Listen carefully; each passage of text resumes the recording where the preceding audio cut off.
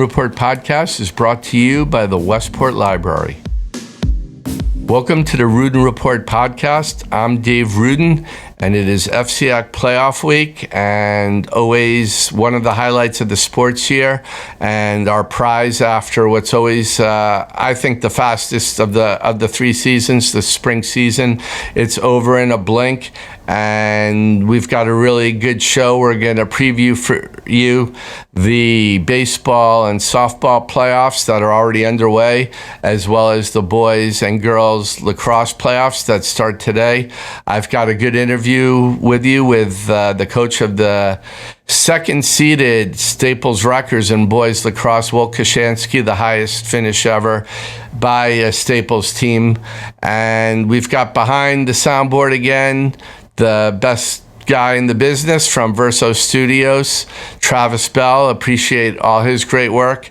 And joining me today, my partner in crime and my senior intern, as we're going to break down the playoffs, Ian Nicholas. Ian, how you doing? Doing great, Dave. It's going to be a fantastic week, a busy week for us with phenomenal games on Monday, Wednesday, and Friday for boys lacrosse, which has such a deep pool of teams that are very talented. Girls lacrosse, where New Canaan and Darien are the headline and could meet for a third time on Friday in Dunning. And then we've got phenomenal softball and baseball teams looking to prove themselves. And baseball could be a crazy tournament as well. So it's going to be crazy to cover for us, but it's going to be a great challenge to embrace. And it will be a phenomenal week of coverage. Yeah, it's going to be a sprint. I have to, the FCIAC certainly doesn't look at the Ruden Report when they make out the schedule and see one person here trying his hardest with everybody to get to all sports, and then I got to have everything going at the same time. But I wouldn't expect them to worry about me, and we will get by somehow. But most important thing, hopefully we always have bad weather. The forecast is good for this week, so hopefully we get everything in and we have a good have a good break then before the state playoffs. So why don't we bounce around, and why don't we start with baseball and then softball, because those are the 2 sports where we've already had some first round play. We had the first round of baseball all completed on Friday, and I guess and baseball, it's hard to use the word upset because baseball is not a single elimination sport. And you can probably go listen to the last 5 podcasts and read a lot of things I've written. So I'm not going to beat that point home. But we did have 2 lower seeds win, and that was Norwalk, the 10th seed, beating their rival McMahon in the number 7 spot. And they beat them 17-1. I was at that game, but week and a half earlier they had beaten them 13-5, so not a surprise. And then the biggest upset so far is number 14 Darien took third seeded Staples, the last FCIAC champion and state champion, 2 years ago, and took them to extra innings and beat them. So we've got a few teams that, if you asked at the beginning of the season, we probably wouldn't expect to be there, but we've got shaping up a really good quarterfinal tomorrow, and a game or two where we could, one game in particular, Darien West Hill, where we're going to have a team in the semifinals that I don't think everybody may have predicted not too long ago. Yeah, I definitely agree. Although you mentioned it consistently that, there are no real upsets. I think a lot of people were still stunned at the fact that Darien, which has been a great program over the last half a decade, but has really just had a down year, was able to pull that off on the road up against Staples. So credit to them, credit to Coach Scott and his crew for going on the road and defeating a perennial powerhouse in the Staples Wreckers, who may not be the same team they were still 2 years ago, but were still a very solid team in the regular season nonetheless. And that Darien-West Hill matchup will be interesting because West Hill also, Dave, had a big-time win up against Wilton, a one that went to 5 innings. So they're a team that can definitely beat a solid competitor, and they can definitely advance to the semifinals. There will be some really good matchups, though. Richfield-Trumbull should be a really exciting one. And then also Norwalk-Ward Norwalk looks red hot, and Ward only beat Stanford by 1 run. So that could be a potential game with a little bit of upset, in the air. With Norwalk, they proved they have some juice. Yeah, I look and we have 16 games to cover, and I'm going to be at the Ridgefield Trumbull baseball game. And to me, that game could be a quarterfinal. It could be a semifinal. It could even be a final. The way both teams have been playing. Two very even teams. Two teams that really hit the ball well. Two teams that have been getting the pitching. So that's a real intriguing game going on right there. Greenwich is just playing great baseball right now. Danbury's been real hot the second half of the season, and they got a walk-off hit to beat St. Joe's in the first round. And then, as we talked about, we have Ward Norwalk on the other side of the bracket, and Norwalk's been kind of up and down all year, but the up Norwalk is a team that's capable of beating anybody. And the one good thing about their win against McMahon being so decisive is that Coach Ryan Mitchell, and I was at the game, was able to pull his ace, Alistair Moran, out after the second inning. So he's going to be able to go and start against Ward tomorrow, which will give Norwalk a little bit more of a chance in that game. And then West Hill winning, Darien beating Staples is just a great win for them. And then West Hill, just a wild 9-8 win in which both teams traded leads. Wilton takes an 8-5 lead in the 7th inning. West Hill comes back and ties the game up and goes on to win. West Hill's is a 6th seed that's an underrated 6th seed and hasn't really gotten talked about. So, hey, you know what? We're going to see 4 good games tomorrow or today.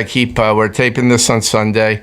We're going to have 2 good games probably on Wednesday, and then we're going to have a good championship. I think everybody's kind of eyeing a Greenwich Ward rematch, but both teams are going to have a difficult path there. So baseball is always a crapshoot.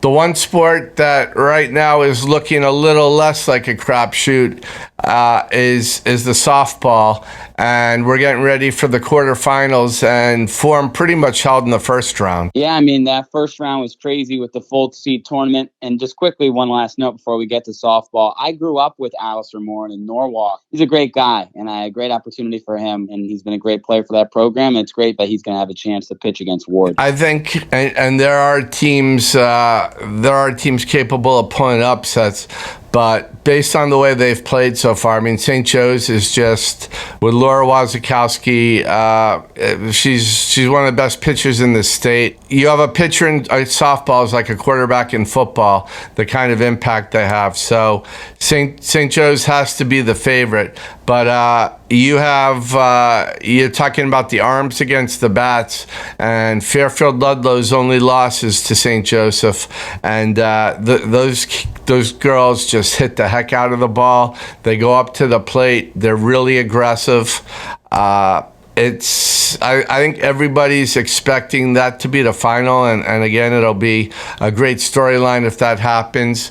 But again, we've got a 4-5 game, just like in baseball, that's really, really compelling, with Stanford going against Trumbull and Saunders and Bruggenheim on the mound. So Bruggeman on the mound. So that's going to be a really, really good game. And then Staples has been a very solid number 3 seed, with Tasha Taubenheim has really come through as a pitcher this year, and they haven't hit the ball as well as they've liked to, but they've been very opportunistic, and they get their hits at the right time. So again, they got a Fairfield Ward team that has been very good, and they can't take that one lightly. But again, I think the storyline in softball is going to be, who can stop St. Joseph against Ludlow? Is there anybody who can break those two from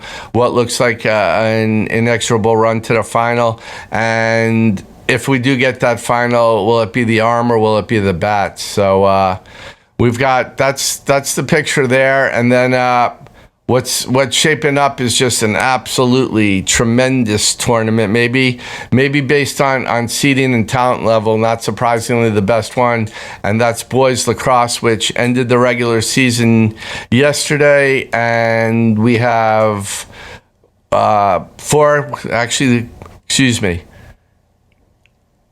we have the boys lacrosse, which ended the regular season on Saturday. We have 4 great quarterfinal games, 2 of them in particular where you have pick'em games. And Ian, you're no stranger with covering the very good team in New Canaan. Boys lacrosse should be great. It's going to be phenomenal, Dave. And I think the 2 games you're referring to, the pick'em games, is going to be 4-5 Greenwich Ridgefield.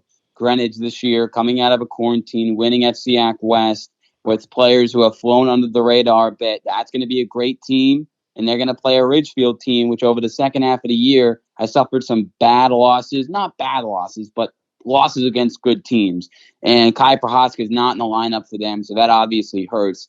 That's going to be a great game. That's a coin flip. And then you got New Canaan Wilton, which has been a great rivalry over the last 2 years. Wilton lost to New Canaan in the FCIAC championship 2 years ago. Then Wilton beat New Canaan in the state championship the same year. Earlier this year, New Canaan went into Wilton and picked up a win there. So that game could go either way too. And New Canaan, they've just been so interesting this year because I feel like they're the second most talented team in the league behind Darien, but they don't play like that all the time. So which New Canaan are we going to get on Monday? I think we're going to get a New Canaan after 2 losses. That is that New Canaan team that we all know and love. But Wilton is no slouch. They've got some really good players, too, and that should be an exciting one on Dunning. And then Dave, Darien is undefeated in FCIAC play. And then Staples, I know you interviewed Coach Will Koshansky on his podcast, and we'll hear from him in a second. Staples is fully healthy, and they're dangerous. Yeah, it's you have so many teams in the top 6. There's so much parity. You basically have a couple of tiers here. You have number 1, Darien hasn't lost. New Canaan almost pulled it off on Thursday. A tremendous comeback from a 6-0 deficit. Actually took a 9-8 lead, and first time an FCIAC team, Brunswick did it once, first time an FCIAC team really put the test on Darien and made Darien make plays, and Darien made them. So to Darien's credit, they've got everything. They don't have any weaknesses. They've got a lot of depth up front. They've got good long pole, short stick middies. The defense is great. Andy Demopoulos is nobody better in goal in a year where there are a lot of good goaltenders. But we have tier 2, which is teams 2 through 5.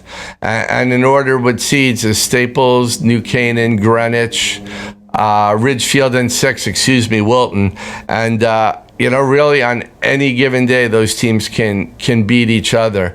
New Canaan hit a little bit of a wall with the 2 losses. They lost to Staples Saturday 12-9, but New Canaan is a much different team. In spite of those 2 losses, they're a much different team than the team that was sitting at 3-3. Staples came in to the season thinking they had the best personnel that they've had, and Rutgers coach Will Koshansky will discuss that with us in a little bit. But they've lived up to everything they thought they could be. A little blip. They lost 3 or 4 games mid-season, but they're playing their best lacrosse right now with 7 straight wins, and more importantly, they're healthy. Greenwich hasn't had the strength of schedule of other teams, but they've played very well against everybody. They've got some quality wins, and they have something Bobby Lutz, their coach, pointed out to me. They have a team without a commit yet. So you're talking about teams with double-figure commits, and then Ridgefield with the Ridgefield question: can they win draws? If they can win draws, they can play with anybody. They've struggled with draws. Kai Prohaska, who came in and filled in that position, one of the best defensive players, if not in the state, and he's still waiting to come back from a broken hand. And then Wilton can play with everybody. And then Ludlow's on the cusp right there of they are going to play Staples in the first round. Only lost to them 12-9, so they're right on the cusp there of joining the big boys. So we're going to have. You look at all the possible scenarios about who could win, and you're going to have. I'm going to go out on a limb and say that Darien is going to beat Trumbull. So you're going to have a Darien against Ridgefield or Greenwich semi, and then if Staples can get past Ludlow again, they're going to have to play Wilton or New Canaan. So we're going to have a really, really good semifinal, and it's the boys lacrosse just never disappoints. And I was talking with one of the officials yesterday about, even though we haven't had interstate games, the fact that we've had the top boys lacrosse teams playing each other twice, it's really more than compensated. So it's really been a good regular season. It's going to be a good postseason, and then the sport where I think form is going to hold the most is going to be girls lacrosse right now, and they open up tomorrow as well. And I think there are going to be a lot of surprises come Friday if we're not looking at the third meeting between New Canaan and Darien. I agree, Dave, and I'm not saying that just because the games will be at Dunning on Friday, which is a great advantage for both the New Canaan teams. Both finals will be there as a neutral site if they can get there. New Canaan, you give them credit. They're 15-0, an undefeated season, beginning with the quarantine. They picked up that last win on Friday up against Staples, and Staples is not a bad team. They're the 5th seed, and they blew them out of the water on the road. Coach Kristen Woods, she knows how good this unit is. It's not just the Harden sisters. It's Hollis Mulry. It's Dylan Patton, Quinn McKiernan. This team's got great depth. Claire Mahoney, great player in goal. And she's barely been tested over these last few games because their defense and their offense have been supporting her phenomenally. And then you have Darien. How will New Canaan be the team that can beat Darien 3 times in a year? That's a huge challenge, Dave. And Darien is not a bad team at all. They are still the same Darien, but just suffered 2 losses to New Canaan. And I think if there's a third team that we should consider, it's Wilton. Wilton played New Canaan very close earlier in the year. They're ranked top 25 in the nation. And it would be surprising if in the second round Wilton beat Darien, but we can't rule it out of a possibility because the Warriors are not a bad team either. So those are the 3 teams everyone should be paying attention to heading into Friday. But we all want to see New Canaan Darien a third time, and everyone around the state would want to see that. I agree with everything you said. I think right now you've got New Canaan and Darien are really right now on their own level. Credit to the Rams. You go undefeated in a lacrosse, girls lacrosse, boys lacrosse. You go through the regular season unbeaten. That's just an incredible accomplishment. She's got a veteran team. And again, they came right out of quarantine. They were behind everybody else, and they come right out and they beat Darien with little practice, beat them again a week and a half later. And if you had to have a team that had to go through what they did with so many games in a short period of time, this is the team you wanted to go to war with so many good veterans and younger players. Darien is a solid team, and I haven't checked the box scores, but the big question I haven't noticed is Chloe Humphrey was supposed to come back this week. And I just realized I did not do my homework to see if she has played. But if she's back, she's one of the best players, not just in the state, but in the country. And that helps even things up a little bit. And another Darien New Canaan game would be tremendous. If there is going to be a team that would break through, it's going to be Wilton. I saw Wilton play Darien, and Darien really routed them in the last meeting. So I think it's a tall order for Wilton, but they're I think clearly the number 3 team. And then Yeah, I think you look at Ludlow Staples. Shout out to Ludlow. Ludlow's a program that's been on the rise, and they've done a great job this year with. They've got some great players in Callie Cirilli and Kaylee Summers. So credit to Ludlow for what they did to finish in the fourth spot. I just think it's going to be a tall order for them to get past. They're going to have a tough time with Staples, and if they do, I think it's going to be tough for the winner of that game to be able to advance. So, just look at everything we've talked about here.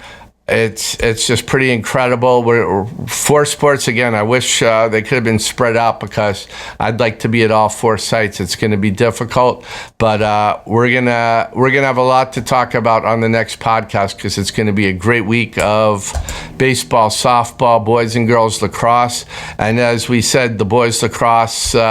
It's looking like probably the most balanced of the four sports. And one of the keys is Staples, their best regular season finish ever. And when we return, my interview with the Rutgers coach, Will Koshansky.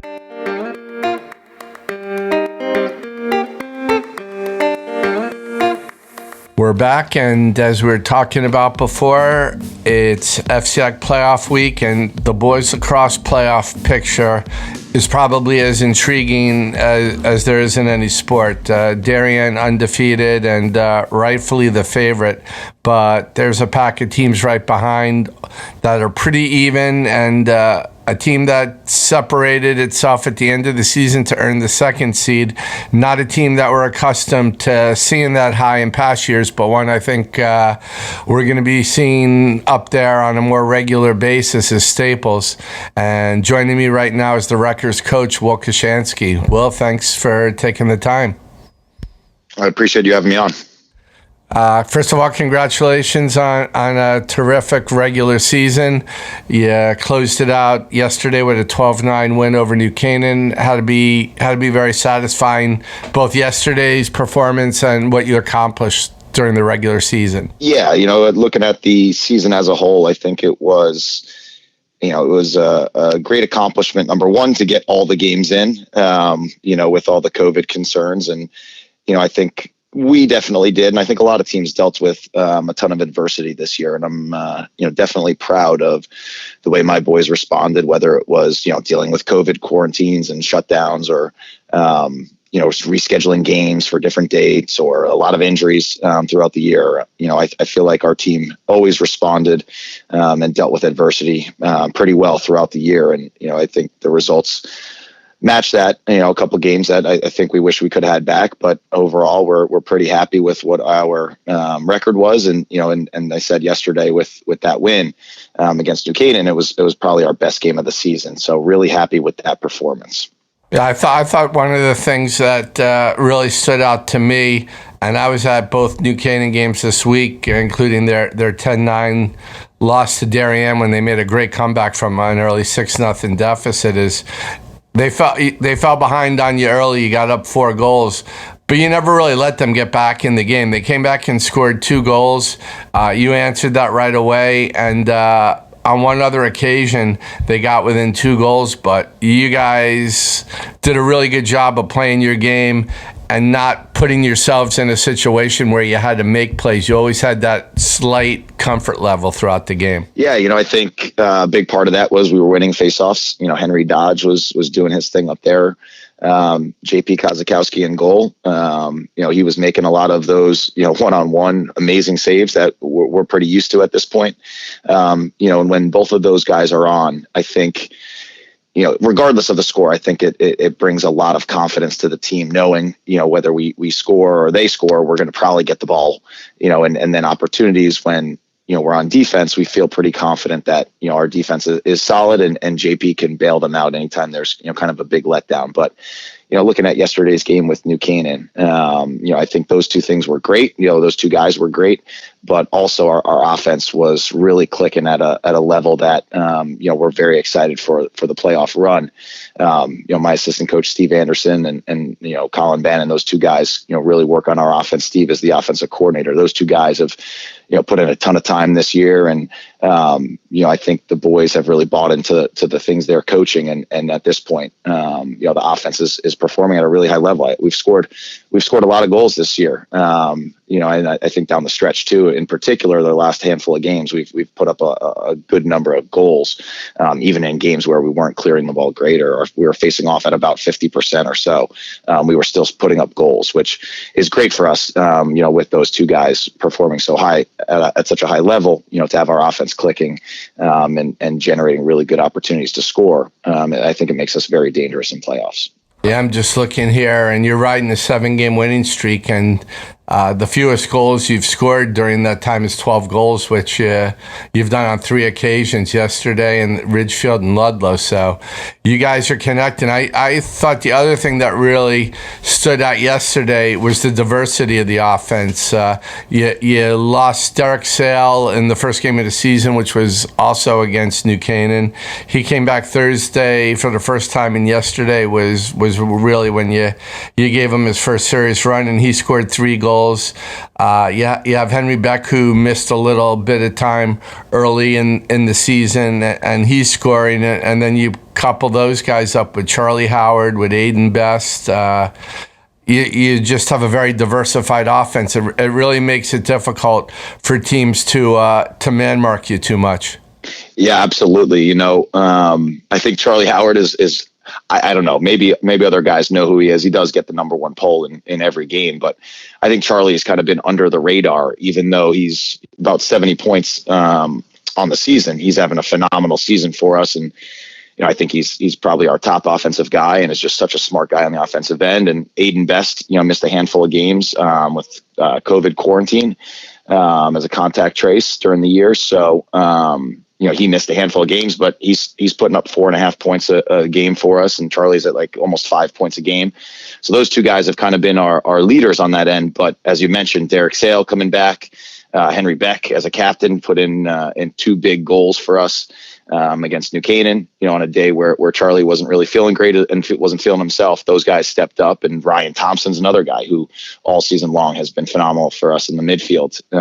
And then another guy who has really, really stepped up is Matt Berger, another senior for us. A guy who coming into the year was, he was an attackman for us to start the season, right? He was a starting attackman for us early in the year, and going into the Greenwich game, we needed to switch him up from attack to midfield, and he stepped right up and said, "Yeah, coach, whatever you need, I'll do it." And since then, I think he's gotten even better, and I think he's really thriving in the midfield position right now.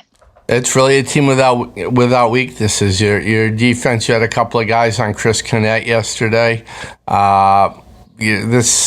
Everybody talked about how this coming in, this was the strongest Staples team, at least the best personnel, and obviously a lot will be judged on what happens this coming week. But so far, I think you guys have backed up those words during the regular season. Yeah, and that's kind of how we feel is, we've done some good things this spring, and we've had a pretty good season. But we're really focused on the playoffs and making as deep a run as possible. And, one of my big goals, one of my 3, main focuses when I took the job at Staples was to have a championship culture and to build a program that competes for championships year in and year out. And, personally, I've as a player and as a coach, I've experienced, what it takes to get to the championships and win championships. And, I think it does take a little time to get it going, but I would say the seniors in 2019 and the seniors in 2020, even without a season, those guys have really laid the foundation for what we've been doing. And, the senior class of 21 and the guys that are on varsity this year have bought in completely into what we're doing. And, I'm just excited for the playoffs. I think, like I said, I think we're playing our best lacrosse we've played all year at this point. Hopefully continue that in the FCIACs and into states. You came over from New Canaan, so you certainly are familiar with high quality lacrosse. What What was it about the Staples job when it became open that was so appealing to you? Obviously, you're not going to leave, even though you want a head coaching job. You're not going to go someplace if you think it's a dead end. You obviously saw something in Staples. What was that? Yeah, absolutely. You know, and we've talked about this before, right? I had an unbelievable opportunity, and right out of college, I moved to New Canaan, and Chip Buzzio gets hired as the head coach, and I was one of the first people he hired to coach with him, and he gave me a lot of opportunities, and taught me a lot about being a high school coach and the behind the scenes stuff that a lot of assistant coaches don't deal with. So being there and being in that program, I was able to really learn a lot, and being there, I could wait for the right opportunity, and so Staples was 100% that right opportunity for me. I always have felt that Staples was a tough team to coach against. I felt like Staples always had really strong athletes and guys all over the field who could compete athletically. And, I think with great coaching in the off season and hiring the right coaches for those, and then also, having the coaching staff built out, I always felt Staples was a team that was a contender, but it was just kind of on the outside looking in. And, the thing is, I always felt like that's what I was too, as a player and as a coach. I kind of always felt like, there's always somebody else out there that was just a little bit better or got more of the attention or, whatever it was. And I always felt like, and when that opportunity came about that Staples was looking for a new head coach, I kind of felt like I was cut from the same cloth, and that Staples was kind of always just on the outside looking in. And that, that kind of was how I felt about myself as a player. And I thought it would be a great match, and, use my energy and my excitement and my passion for the sport to push the program to new heights. It's going to be a real interesting playoff week. As I've been beating home, but I think it's very apparent to everybody just the parity in the league. You're one of the teams that played Darien very competitively. New Canaan, obviously on Thursday, came from 6-0 back and came close to handing them the defeat, but. Darien an obvious favorite until somebody knocks them off, but you just look at the 8 teams in there, and the top 6 teams I think are all pretty equal, and the 7th team you get Ludlow, which is probably just been a short distance away from those top 6. You beat them 12-9, so obviously they played you competitively. It's got to be a challenge to get ready, as Chip Buzzio kept saying yesterday. It's true that you're going to have to beat whoever wins the championship is going to have to have beaten 3 good teams. Yeah, looking at FCIAC and even looking at states, right? It's we kind of feel the same way as you say. You can't go all the way without having to go through good teams. So whatever seed you wind up getting, you're going to have to play your best. Your team's going to have to be prepared and be ready. We saw it all year long. Any team in the FCIAC could knock each other off, and it was kind of a little like merry-go-round of, team beating this team, but losing to that team. And, all season long, it seemed like there was, close games throughout the FCIAC. So, yeah, obviously going into the FCIAC tournament, there's a handful of teams that could win the whole thing. I would not be shocked. There's a handful of teams that could do that. I wouldn't be surprised. And then speaking about Ludlow, I think Steve Sweat over there is a new head coach. He's doing a phenomenal job with those guys. I think he's flying, him and that program is flying a little under the radar. And I don't know if everybody's appreciating, how well they're doing and how much, how great they're doing this year. They've played a lot of us close. They played us really close, but I think they had close losses against New Canaan, and Ridgefield and Wilton. I believe are all pretty close games, within 3 or 4 goals. So, Ludlow's no joke for sure. They're the 7 seed, but they're definitely not a weak 7 seed. So we're not taking them lightly. No, and if you get by Ludlow tomorrow, and then New Canaan and Wilton could be a game that's a first round game. That game could be played just about in any round, and that game's gonna go either way. New Canaan's got the home field, but you look at it, and your game yesterday, I think everybody believed going in that the winner of your game yesterday with New Canaan would be the 2 seed and the loser would probably be the 3 seed. And you look at it and you say, yeah, we're gonna avoid Darien into the final. That's a great thing, but you got to get to the final to play them, and there's no easy path there for you or for anybody. Yeah, absolutely. Like I said, I think there's a handful of teams that could win it all, and we're happy that we got the 2 seed, and looking forward to the FCIAC playoffs. Looking forward to playing hopefully 3 great games, and taking them one at a time. I think all these teams could win it. So you got to show up and play, and you can't take anybody lightly. And I do think playing over at New Canaan at their facility for the semifinals and the championship game, I think that's going to be awesome for the FCIAC. I think the crowd over there, and there's no track around the field, which is pretty special and pretty unique. It puts the fans right on top of the field. I've even felt it in our game yesterday that there was just an extra little energy and a little boost with the fans being so close and so loud at the game. I only imagine what the playoffs will be like, in that same setting. You look at your team's regular season. You dealt with a lot of injuries, and you're the healthiest now that you've been. Really, the only little blip on the regular season was after a 5-0 start. You lost to Darien, and as far as losses to Darien go, compared to other teams, it wasn't a bad loss. It was a 3-goal game, but it started you lost 3 or 4 there. You lost to Darien, you lost to Wilton, beat Glastonbury, and then you lost the game to Fairfield Prep. At that point, what are you saying to your guys when you hit a little bit of a slump like that? Yeah, I think going into the Darien game, right? That's going to be a challenge. That's a big game, and they're going to bring their best every single game, and you got to play almost a perfect game to beat those guys. And I think we were pretty close to that. We were bummed out. Aiden Best didn't play in that game. He was out for that, so we felt pretty confident in ourselves in that game that, we hung with them pretty well, missing Aiden and not playing our perfect game, but we proved to ourselves and felt good about it that we could compete with them. Unfortunately JP gets a concussion in that game, and, we're missing our starting goalie for the next couple, but, which I think any team loses your starting goalie, and you go up against Fairfield Prep and you go up against Wilton, you're going to have a hard time. The testament to our roster and testament to Will Heisler, who jumped in net, was, then our starter and goalie for that span when JP was out. Those our guys stepped up, and, to play Wilton and to play Prep, who are, I believe are in the state tournament, are probably hosting home games in the first round.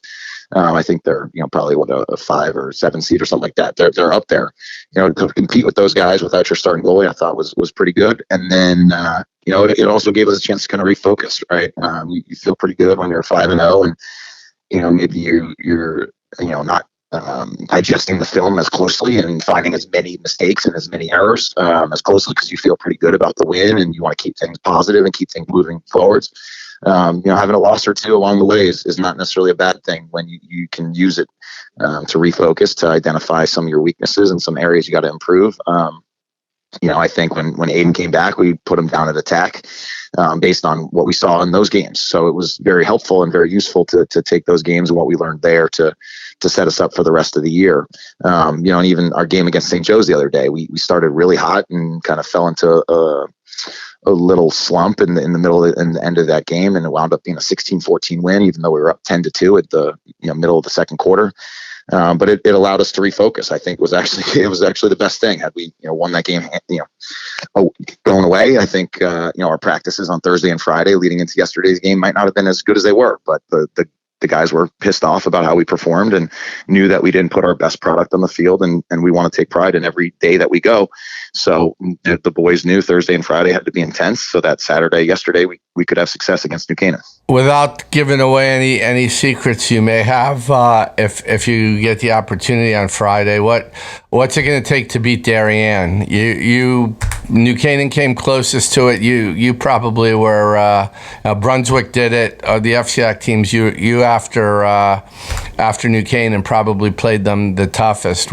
What do you think it's going to take? Yeah, I mean, looking at us, looking at our roster, it's going to take a great game from Henry Dodge at the face-off X. It's going to take another great game from JP Kozakowski in net. And those 2 guys, I put those 2 guys up against any other guys in the conference at their positions, right? And I think you look at Darien, and they've got a very good face-off guy, and they've got an unbelievable goalie that gives them an advantage in a lot of games. And I think our whole program, not just our coaching staff, but all the kids in our program, feels pretty comfortable and confident in those 2 guys matching up in that game, right? And then after that, it's understanding what Darien likes to do on offense. I mean, they're the best cutting team and the best offensive team as far as generating what seem like very easy looks and catch and shot from pretty close into your net. So you've got to be very focused on their cutters and what, looks they're trying to generate, and do those things. And then offensively, I think our attack in that Darien game against those guys, our attack with, Aiden Best again wasn't even playing in that game. I think our attack did a nice job against their defense, who their polls are some of the best polls in the conference, best polls in the state. So I think, I do think we match up well with those guys, right? I don't think there's, a single kid in my program who's scared of Darien, which is a big deal, because I think for a long time, Darien has been kind of invincible, or has felt invincible, but my guys have a lot of confidence in each other and in themselves. And I think, you just got to play as close to a perfect game as you can, and we'll need a big one from Henry, and we'll need JP to stand on his head again. And, if we get to Friday and we get that matchup against those guys, I think every single guy in my program is looking forward to it. Yeah, you kind of, with your point there, took me to my final question. One of the things that stood out to me at the end of the game, you start talking to some of your kids about the playoffs, and your guys, really talked about how they want to play Darien, how they think they could beat Darien. They're not in a looking past anybody else, but if we get to play them, and I thought they did it in a healthy way. They believe they can win, and you know what? If you don't believe you can win, then you shouldn't be playing them. You want your guys to be saying that we think we can win, because if you don't, I think the game's over before you even have the first face-off. Yeah, you're spot on. I think we have a healthy respect for all of our opponents, not just Darien, but a healthy respect for all of our opponents, and we understand that there's strengths and weaknesses of all of our teams we're going against, and at the end of the day, I want my guys walking on the field, no matter who it is, feeling very confident, right? And, you watch some Darien games, and, I went and scouted a couple out of conference games that were taking place at Darien, and, and it looked like the team walks off the bus and the game's already over, right? I know that's not going to happen with my guys. I know my guys are going to show up ready to go, and no matter who the opponent is, whether it's Darien, it's New Canaan, it's Wilton, whoever it is, in Ludlow, we're going to show up ready to play, and we're not going to fear anybody, and we're going to have confidence. It's not cockiness, but it's confidence in that. And I think where we drive it from and where it comes from is from our preparation, and that's what we talk about a lot. Is that when you have you've done everything you need to do, when you feel like you are prepared for the moment, you don't walk out on the field nervous to make mistakes, right? You walk out on the field feeling confident, feeling empowered, and that's what I want all my players to feel. Walking on that field, feel excited to be out there, feel confident in what we're doing, and have that belief that your teammate's going to have your back, and you've got to have his. And I think that mentality and that culture that we've been building for a couple of years now, is really set into place where my guys, no matter who we play, they're not scared, they're not nervous. Like I said, JP went out with an injury in the middle of the year, and we didn't walk onto the field nervous for any of those games without our starting goalie, which normally I think that would put some pretty good nerves in a team. I just think the boys believe in each other, believe in themselves, and have a lot of confidence. Now, the last question I know everybody wants to know the answer to. The Wreckers are 2-0 with Trip Koshansky, the third, when he made his debut last week against Ridgefield, and you guys rallied and came from behind. He made his second start yesterday against New Canaan. So are we going to see Trip Koshansky the third? Will he be there tomorrow, and will we see him all week if you get that far? Yeah, it's been a whirlwind. My son was born right in the start of the season, but he's incredible. It's awesome. It's been such an unbelievable experience. My assistant coaches have stepped up a ton, because it's obviously has taken away a lot of my time that normally would be dedicated to the team and to what we need to do on a daily basis. So those guys have really stepped up. But yeah, Trip's been to two of the games so far, the Richfield game, New Canaan game. As long as he's not causing issues, I'm hopeful he'll be at the games on Monday. Hopefully then on Wednesday, hopefully again on Friday, if we get that far. He's definitely doing some good stuff, I guess, up in the stands to give us good mojo. Nah, he's had his game face on both times I've gotten to see him, so I'm expecting to see him out there next week, and hopefully for your sake 3 times. Well, it's been a lot of fun watching what you've done. I mean, you took over a program that was a good program. It wasn't in the same. It wasn't at the same level as the longtime Powers, but you've got them there now, and I think with all the pieces in place, we're going to see Staples mentioned going forward as one of those powers. So I want to congratulate you on what your team's done so far. Wish you the best of luck in the FCIAC and state playoffs. And again, thank you for taking the time here to talk with me. Yeah, I really appreciate it.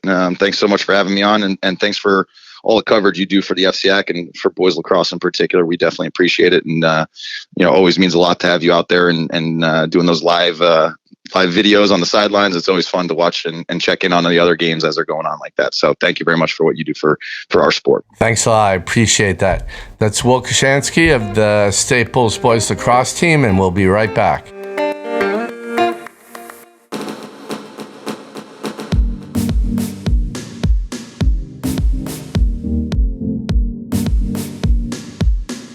We're back, and again, thanks to my guest, Will Koshansky, Staples boys lacrosse coach. I think we've talked a lot. We've previewed every game. Ian, any particular storyline that you're looking forward to? Anything you're most curious about? Yeah, I am, and this is why, Dave, because the neutral site for boys lacrosse in the tournament is Dunning Field for the semifinals and the finals, and for girls lacrosse, the girls for New Canaan will be playing there in the first round just because they're the 1 seed. But then on Friday, if they make it there, which we assume they will because they've been undefeated, they will play on Dunning. And that's my storyline, really. Obviously, we've talked about boys lacrosse being such a deep pool, but what a great advantage for two great teams for New Canaan to have home field, and especially for a guys team, which is very talented, we know, but with that advantage of playing at home in such a deep pool, we all know how crazy Dunning Field can be. You've seen a lot of Dunning over the last week covering both of their games against Staples and Darien. So I think that's a huge advantage for Coach Chip Buzziona's team. They feed off the energy. They're a very exciting bunch. And that's why we'll be covering all the semifinals and finals games for boys and girls lacrosse. So make sure you like and subscribe to NCTV 78, everybody, for those live streams, because there'll be some great games to watch. Okay, there's your plug there, and I'm kind of figuring where I'm going to be after today's games, which sport I'm going to go, and I guess I'm most intrigued by the two male sports, only because I think it's going to be hard for somebody to break through the top 2 seeds in the other ones. So again, it'll be interesting to see, and there are a lot of good teams, but I do think in softball and girls lacrosse, there's definitely a gap between the top 2 seeds and the rest of the field. And so, I'm real interested to see what's going to happen with baseball and what's going to happen with boys lacrosse. It's going to be wide open. For Chip Buzzio's sake, maybe I'll go to baseball, not boys lacrosse, because the Rams are 0-4 when I've covered them. They've had the worst luck of any team I've covered, and I'm sure Chip doesn't like looking at me after he gave me a little bit of a funny look. He didn't look funny. I'm kidding, but I would like to cover a New Canaan game when they win, only because I'd like to be able to talk more positively about the Rams afterwards. So, it's gonna be wide open, I think, in baseball and boys lacrosse. Hey, the tournaments are great, and the other thing, the quality of play in all the sports has been at a really high level. So it's gonna be interesting to see. I'm not gonna make any predictions right now, because, to be quite honest, I think even though I think I know who are gonna be the finalists in softball and girls lacrosse, I'd have a hard time picking the winner in both those sports. And again, it's going to be hard just even figuring in baseball and boys lacrosse, even though we're down to 8 teams who are going to be the last 2 standing. But it's certainly going to be a fun week. We're going to have a lot to talk about next week. So, Ian, thanks a lot for joining me here, and I'm going to be keeping you busy this week when you're not on call at NCTV, sending you the games and putting some of the great highlight videos together. Appreciate it, Dave. Love putting them together. I think the kids like them too, because we all know the kids love their highlights, and I like being there to see them. So send me where you want whenever we're covering these big lacrosse games. Can't wait for this week, Dave. It's going to be a memorable one. I agree, and that's a Ruden Report podcast for this week. I want to again thank my guest, Will Koshansky of the Staples Boys Lacrosse team. I again want to thank Ian Nicholas for joining me, and I want to thank Travis Bell for his great job on the soundboard. I want to remind everybody that the views expressed in this podcast are not necessarily the views of Verso Studios or the Westport Library. And a quick little plug for everybody who follows the Ruden Report Instagram. I'm making the big push. I'm the chair for the Fairfield County Walk to End Alzheimer's for the second straight year, and I've been using Instagram to recruit teams. Last year we had over 70 FCIAC teams walk, and we raised over $70,000. It was a phenomenal effort, and we're already after 1 week at 30 FCIAC teams that have joined. I'm going to make one more push this week before Memorial Day weekend and then take a break, but I'd love to get to at least 40 teams and even more signed up. So if you're interested, go to the Ruden Report Instagram account, and we've been giving shout outs to all the teams, or you can communicate with me via email or direct messages and I'll get you all the details. But the FCIAC has been the best with its support. I appreciate all of you, and I just think it'd be really cool if we have all these teams walking together, whether remotely or at Calf Pasture Beach on October 10th. Thanks a lot, and we'll see you again next week.